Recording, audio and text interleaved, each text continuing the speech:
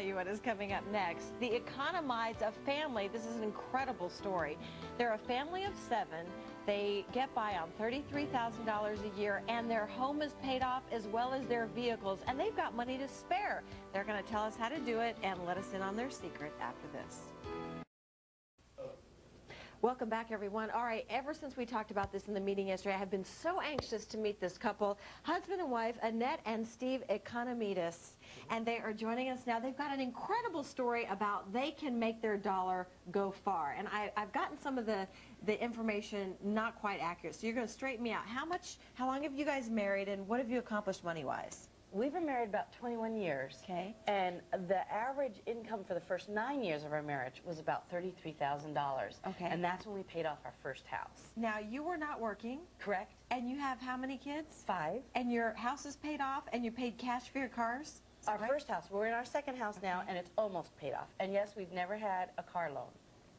How do you do it? Well, you make decisions, you know, Yeah. and we decide, you know, whether we're going to raise our budget or whether we're going to pay off a car. We pay ourselves our car payment and put that in the bank and make interest on it. And then when we have the money saved, we buy a car. Well, we all say we're going to do that, but you guys are actually doing it and making it happen. So take us through it step by step. And my husband was just saying to me, Marty, we spend too much money at the grocery store. Right. So, and that's the first thing you're going to talk about. I'm going to just mention 3 quick things to help save hundreds of dollars this year on groceries.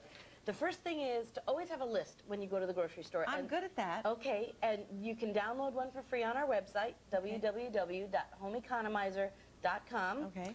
Plan a menu. That seems to be a lost art these days.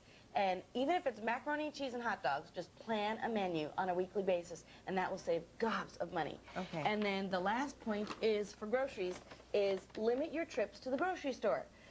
You know, people shouldn't have to go more than once a week. I mean, I go once a month. You could easily go twice a month, but some people are at the store 3 and 4 times a week. Okay, let's get down to the nitty-gritty. When you get to the grocery store, are there certain things you don't buy and certain things you always do stock up on? You need to know what the best bottom price is on stuff. And then you stock up when it hits that price. You're like a commodities broker. Right. You watch the prices. When the price hits, you buy. If it's too high, you don't. Right. All right. Okay, what's the next thing?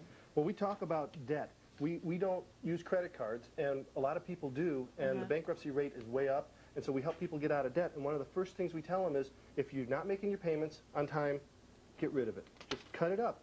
We've got to stop using it. I hate the sound of that plastic ripping in half. But you know what the better sound is when you pay cash and you've got money left over at the end of the month. If you're having trouble making your credit card payments, you've got to generate an excess. Somehow you've got to do that. Even if it's only $20 a month, we've helped people get out of debt, $20 extra a month. What they do is they line up all of their debts from smallest to largest. Okay. Take that $20, put it on the smallest debt. When that one's paid off, you put it on your next one, and you build this snowball of emotion. I mean, you're building emotional satisfaction by paying off stuff, and most people can get out of debt in 18 months.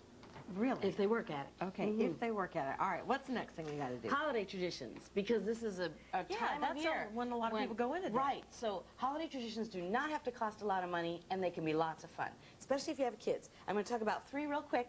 One is Thanksgiving, and one year we decided to live like the Pilgrims did, and so we decided to shoot turkeys. So Steve made up a bunch of targets, and we got the boys BB guns, and we shot turkeys. Okay. And the kids had such a ball with that became a tradition to do every single year. Doesn't cost a ton of money. Doesn't cost a thing. Okay. Another thing that we do is my family, extended family, all gets together on Christmas Eve, and we sing through the 12 days of Christmas. I get to sing the 5 golden rings, and I give out the numbers, and there's about 2 on a part, and so we sing through the song, and people can use Elvis impersonations, they can use chipmunk impersonations, they can change the words to the song, and we're just all dying laughing as we sing through the 5 days of Christmas. Well, those traditions are definitely fun, but then what about the Christmas shopping? I mean, how do you compensate You shop for that? all year long. Okay. All year long, and you look for things that are inexpensive. We have an entire article on that in our October issue. So you just don't go wild in December? No, because things won't be there. All right. What's the last thing? Last one is vacations. Okay. People die on vacations. They get their time off, and then they overspend like crazy, and they're paying for it for the next year. So our idea is put aside a little bit every month. If you end up with your vacation time and you don't have it, there are lots of options. Like, for instance, go stay at a school. There are colleges around during the summer that rent out dorm rooms really inexpensively. As a matter of fact, there's one in Hawaii for $40 a night. Most of the private colleges. Go camping. camping is an inexpensive way. There's beautiful places in Arizona to go. Right. The other option is take a vacation at home. Put a fire in the fireplace and roast marshmallows. Go around. Camp out in your living room. There you go. There's so many things to see around here. The Right. Museums. How many people do their own city? That's true. You know, and it's cool, and we've done it, and you can get a project done at home. I mean, there's lots of things you can do at home without breaking the bank. All right, come on. Now let's seriously talk here. Who is the better saver of the two of you? I started out as the better Okay. saver, but he has totally caught the vision, and we do it together. All right, now let me just tell you, women are kind of known for their love of shopping. How do you resist the urge when you go into the store and there's something that you really, really want? It's not in the budget. What do you do? I don't go to the store very often. I just don't. I'm a hunter. I've changed. I've taken on that male dimension, and I Okay. don't just shop for pleasure, for pastime. I shop because I need something. Let's say he was to come home with a brand new TV set, wasn't in the budget. What are you going to say? He wouldn't do it. He just wouldn't do it. Come on. No. He might go crazy on a Saturday and surprise you.